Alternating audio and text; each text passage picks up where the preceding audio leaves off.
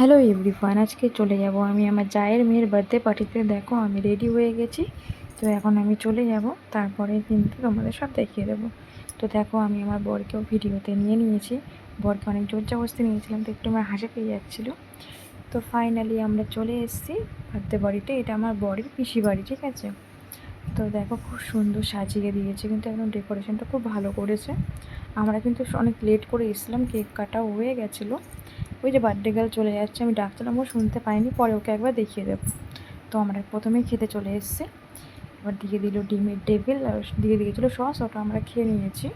তো তারপরে দিয়ে দিল কচুরি আর চানা মশলা, সেটাও খাওয়া হয়ে গেল। তারপর নিয়ে নিলাম মিক্সড ফ্রাইড রাইস, এতে চিংড়ি মাছ, ডিম, সবজি সব ছিল।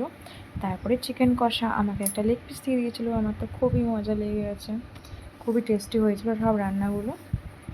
তারপরে দিয়ে দিল আমের চাটনি, এটা আমার একদম খুবই ফেভারিট একটা ডিশ, যাকে বলে ভালো লাগে আমার।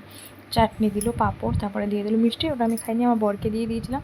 সব শেষে দিয়ে দিল আইসক্রিম, এটা আমি আর আমার ননদ একটু ফটো ভিডিও করে নিচ্ছিলাম।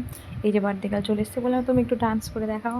হ্যাঁ, একদম নেচে দেখিয়ে দিল, খুব সুন্দর লাগছিলো ওকে। ব্যাস হয়ে গেলো, বলছে আমার হয়েছে।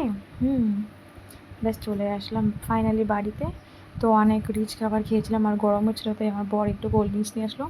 তো এই ভিডিওটা করে তোমাদের সাথে শেষ করব ভিডিওটা অবশ্যই বলবে কেমন হয়েছে কমেন্টের মাধ্যমে। চলো টাটা, দেখা হচ্ছে পরের ভিডিওতে।